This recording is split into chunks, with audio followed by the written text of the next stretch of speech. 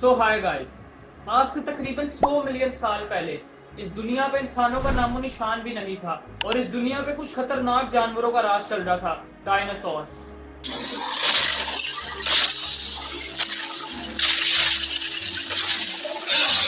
ऐसे डायनासोर्स के ये बिल्डिंग से भी बड़े हुआ करते थे। इनका जबड़ा इतना ताकतवर कि ये आपकी हड्डियों को चूर चूर कर दे कुछ सेकंड्स में, और जिनकी रफ्तार इतनी तेज कि ऑलमोस्ट 90 किलोमीटर पर आवर की स्पीड से ये दौड़ते थे।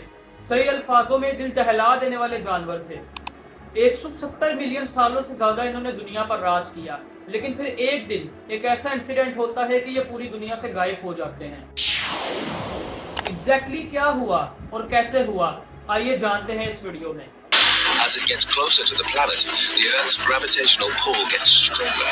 They now can't see what's headed their way. Dinosaur लफ्ज का ओरिजिन एक्चुअली ग्रीक वर्ड से हुआ था दोस्तों। ये बनता है डीनियोस प्लस सोरस।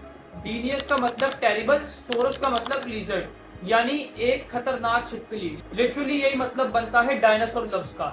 इसे पहली बार साल 1841 में यूज किया गया था, क्योंकि वो ही वक्त था जब पहली बार एक डायनासोर का फॉसिल पाया गया था।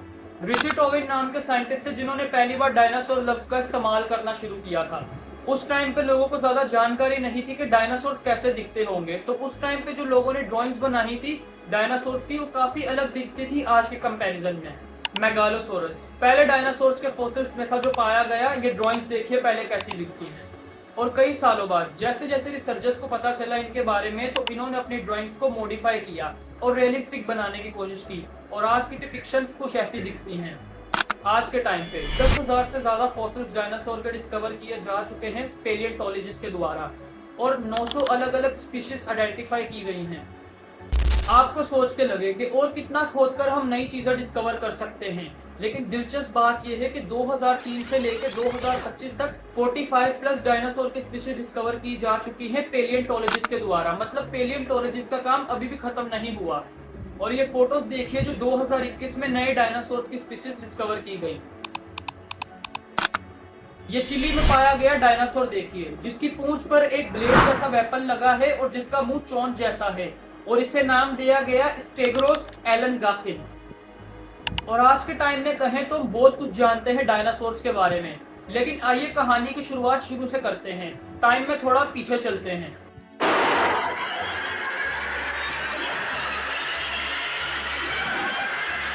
साइंटिस्ट का एस्टिमेट है कि डायनासोर 230 टू 240 मिलियन ईयर पहले इमर्ज किए होंगे, क्योंकि सबसे पुराना डायनासोर का जो फॉसिल है वो 230 मिलियन ईयर्स पुराना है। ये अफ्रीका में मिला था। उस टाइम पे जो दुनिया का हाल था वो बहुत अलग था आज के कंपैरिजन में। ये जो आप कॉन्टिनेंट्स देखते हो, एशिया, अफ्रीका, ऑस्ट्रेलिया, यूरोप, ये उस टाइम पे सब एक साथ जुड़े होते थे। उस टाइम पे सिर्फ एक सुपर कॉन्टिनेंट था जिसे हमने नाम दिया है पेंजिया।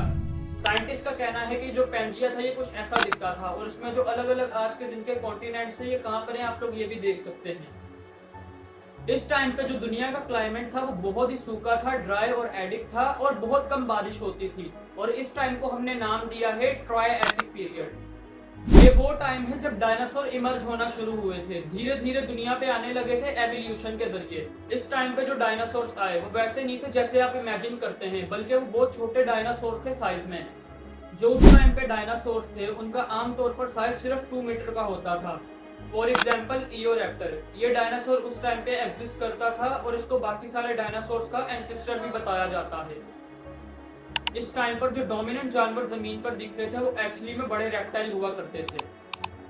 इनमें से कई रेप्टाइल बड़े क्यूट दिखते थे, जैसे कि ये वाला, और इसे बाकी सारे टर्टल्स का एंसेस्टर बताया जाता है।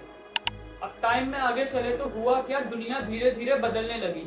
तकरीबन 201 मिलियन ईयर्स पहले ट्रायसिक पीरियड खत्म हुआ, जब अचानक से दुनिया का क्लाइमेट बदल गया। ये जो पेंजिया था ये टुकड़ों में टूटना शुरू हो गया। ये जो अचानक वर्ड का मैं यूज कर रहा हूँ, इसका मतलब ये नहीं है कि एक ही दिन में हो गया। हम मिलियंस ऑफ ईयर का टाइम स्केल देख रहे हैं, इसका मतलब है कि कई सालों में ग्रेजुअली हुआ। इस सुपर कॉन्टिनेंट में क्रैक्स आने लगे। इन क्रैक्स की वजह से बड़े बड़े वोल्केनिक एक्सप्लोजन हुए, बहुत सारे ज्वालामुखी फटे, जिसकी वजह से कार्बन डाइऑक्साइड रिलीज हुई, सल्फर डाइऑक्साइड रिलीज हुई। इसकी वजह से बहुत इंटेंस ग्लोबल वार्मिंग हुई, और सल्फर डाइऑक्साइड और एरोसोल्स एटमॉस्फेयर में जाके मिले, जिसकी वजह से सनलाइट ब्लॉक हुई। ओशंस की एसिडिफिकेशन भी होने लगी जब कार्बन और सल्फर डाइऑक्साइड डाइऑक्साइड पानी में जाके मिले, समंदर में जो पानी की एसिडिटी थी वो बढ़ गई। और हुआ क्या कि क्लाइमेट बड़ी तेजी से चेंज होना शुरू हो गया और जो एनिमल उस टाइम पे एग्जिस्ट कर रहे थे उनका सरवाइव करना मुश्किल हो गया। ज्यादातर रेप्टाइल्स और बाकी स्पीशीज उस टाइम पे कोल्ड ब्लडेड एनिमल्स थे, तो वो टेम्परेचर चेंजेस को टॉलरेट नहीं कर सकते थे। लेकिन जो डायनासोर्स थे वो वार्म ब्लडेड थे इंसानों की तरह, तो डायनासोर्स के लिए टेम्परेचर चेंज टॉलरेट करना आसान रहा। करीबन 6 लाख सालों तक ये वोल्केनिक इरप्शन चलती रही, क्लाइमेट चेंज चलता रहा। इसकी वजह से ऑलमोस्ट बाकी सारी स्पीशीज एक्सटिंक्ट हो गई और दुनिया पे बचे मेनली डायनासोर्स, क्रोकोडाइल्स, टर्टल्स और अर्ली मैमल्स। और इस इवेंट को बुलाया जाता है ट्राइएसिक जुरासिक एक्सटिंक्शन इवेंट। और जैसा मैंने कहा, इसके बाद ट्राइएसिक पीरियड खत्म हो जाता है और जुरासिक पीरियड शुरू हो जाता है। अगर ये नाम आपको सुना सुना लग रहा है तो हाँ दोस्तों, ये वही नाम है जुरासिक पार्क की फिल्मों ने जिस नाम का इस्तेमाल किया। तो ये जो जुरासिक पीरियड है ये चलता है 201 मिलियन ईयर्स पहले से लेके 145 मिलियन पहले तक। और इस टाइम पे डायनासोर सबसे डोमिनेंट स्पीशी उभर के निकलते हैं इस वर्ल्ड में। और एवोल्यूशन के चलते इनमें से कईयों का साइज बहुत बड़ा हो जाता है, जैसे कि अर्लीस्ट है टाइनोसोरस, जो कि करीबन 160 मिलियन ईयर्स पहले जिंदा थे। एक एक का वजन 15,000 किलो होता था और लेंथ में ये कुछ 15 मीटर तक हो सकते थे। कुछ और आइकॉनिक डायनासोर जो इस टाइम पे थे, ब्रोंटोसोरस, ब्राकियोसोरस, डिप्लोडोकस, स्टेगोसोरस। इसी जुरासिक पीरियड में फ्लाइंग डायनासोर्स की भी एंट्री होती है और सबसे पहले फेदर डायनासोर्स में था आर्कियोप्टेरक्स, जो कि कुछ ऐसा दिखता था। इसी टाइम पे जो हमारा पैंजिया सुपर कॉन्टिनेंट था वो 2 टुकड़ों में बढ़ चुका था, जिसे हमने नाम दिया है लोरेशिया एंड गोल्डवाना लैंड। अब जुरासिक पार्क की फिल्मों की वजह से दोस्तों जुरासिक पीरियड को सबसे ज्यादा जाना जाता है, लेकिन सही मायनों में इससे जो अगला पीरियड आया वो टाइम था जब डायनासोर के अच्छे दिन शुरू हुए, क्रीटेशियस पीरियड। क्योंकि यही वो टाइम था जब डायनासोर की डाइवर्सिटी में हमें एक्सप्लोजन देखने को मिला और बहुत से नए तरह के डायनासोर आने लगे। टीरेक्स, जो कि शायद फिल्मों में दिखाया जाने वाला सबसे फेमस डायनासोर है, ये एक्चुअली में क्रीटेशियस पीरियड भी एग्जिस्ट करता था। ये अपनी डोमिनेंस पे क्रीटेशियस पीरियड के एंड पे पहुंचा था, 68 मिलियन अगो से लेकर 65 मिलियन ईयर अगो तक। हालांकि रिसर्चर्स के बीच में ये चर्चा का इशू है, लेकिन ज्यादातर साइंटिस्ट का मानना है कि टीरेक्स जुरासिक पीरियड में एग्जिस्ट ही नहीं करता था। तो बड़ी आयरॉनिक सी बात है कि जुरासिक नाम से फिल्म बनाई है और टीरेक्स को इसके लोगों पे दिखा रखा है। क्रीटेशियस पीरियड हालांकि सबसे लंबा समय था डायनासोर्स के एरा में, 145 मिलियन अगो से लेकर ये शुरू होता है और 65 मिलियन ईयर्स तक ये चलता है। जो 2 बड़े सुपर कॉन्टिनेंट थे, यूरेशिया और गोल्डवाना लैंड, ये भी ब्रेकअप होना शुरू होते हैं और कॉन्टिनेंट्स का स्ट्रक्चर कुछ आज जैसा सा दिखने लगता है और बहुत से फ्लावरिंग प्लांट भी पैदा होते हैं। और जो टेम्परेचर है दुनिया का वो गर्म रहता है बाकी पीरियड्स के कंपैरिजन में। सी लेवल्स ऊपर रहते हैं और ऑलमोस्ट हर तरह के डायनासोर जो आप इमेजिन करते हो वो इस टाइम पे एग्जिस्ट करते हैं। रैप्टर्स, आर्मर्ड डायनासोर्स, बड़े बड़े हर्मीवोरस डायनासोर्स, बड़े खूंखार कार्निवोरस डायनासोर्स, टाइटानोसोरस जो सबसे बड़े लैंड एनिमल्स में से था, अर्जेंटिनोसोरस जिसका वजन 77 टन तक हो सकता था, टीरेक्स जो 40 फीट लंबा होता था और जिसे एपेक्स प्रेडिक्टर माना जाता था अपने टाइम का।